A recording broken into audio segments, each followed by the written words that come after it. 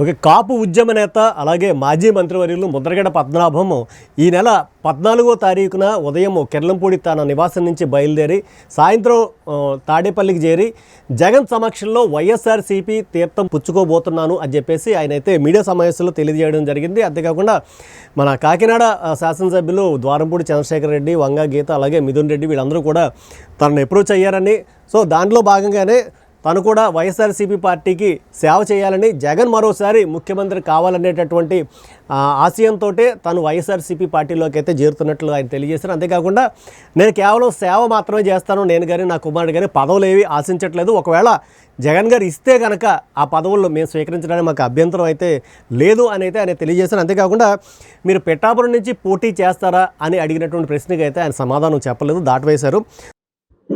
ముఖ్యమంత్రి గౌరవనీయులు జగన్మోహన్ రెడ్డి గారు పిలుపు మేరకు వైసీపీ పార్టీలోకి చేరడానికి నిర్ణయం తీసుకున్నానండి.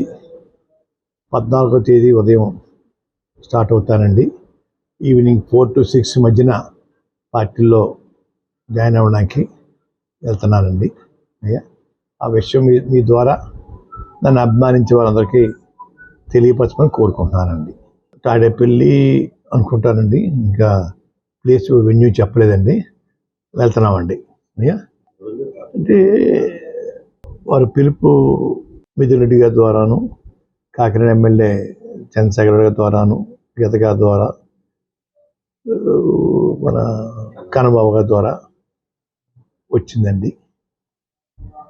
నేను కూడా వారికి మద్దతుగా ఉండాలని నిర్ణయించుకున్నానండి.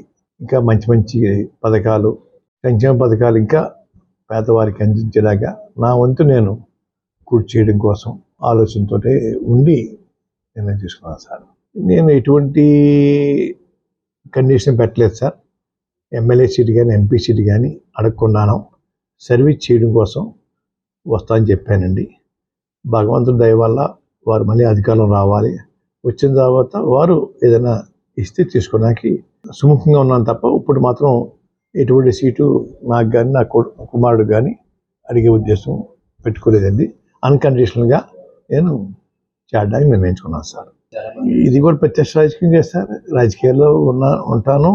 వారి తరఫున, ముఖ్యమంత్రి గారి తరఫున ప్రచారానికి వెళ్తాను సార్.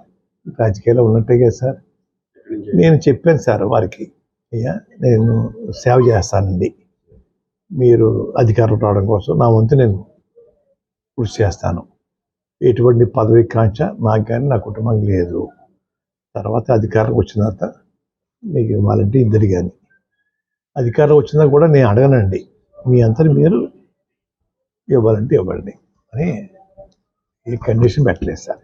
అయ్యా, సో దీనికి సంబంధించి ఆయన అనుచర వర్గంలోంచి కానీ, అనుచర గణంలోంచి కానీ, కాపు కొంతమంది నాయకుల దగ్గర నుంచి కానీ, అలాగే కాపు యువత నుంచి కానీ కొన్ని ప్రశ్నలు అయితే మనకి బయటకు కనబడుతున్నాయి. ఏంటంటే, మీరు ఆల్రెడీ మొన్న బహిరంగంగా ఒక లేఖ పవన్ కళ్యాణ్కి రాశారు. నేను తుప్పుపట్టినటువంటి ఇనుము లాంటి వాడిని కాబట్టి మీరు పక్కన పడేశారా, నన్ను కలవడానికి 2-3 సార్లు వస్తానన్నారు, రాలేదు, మా సలహాలు సూచనలు కూడా మీరు పట్టించుకోవట్లేదు అని లేఖ రాశారు. దానికి సమాధానంగా ఆయన జెండా సభలో ఈ ఉన్నటువంటి ఎవరైతే సీనియర్స్ ఉన్నారో వాళ్ళ మాటలు నేను పట్టించుకోవాల్సిన పని లేదు, నేనేం చేస్తున్నానో నాకు ఒక స్పష్టమైన అవగాహన ఉంది అని ఆయన చెప్పగానే సమాధానం చెప్పారు. సో దానికి ఆగ్రహం చెంది ఈయన వైఎస్ఆర్సీపీ పార్టీలోకి మారుతున్నారా, లేదనుకుంటే కొడుకు యొక్క రాజకీయ భవిష్యత్తు కోసం మారుతున్నారా?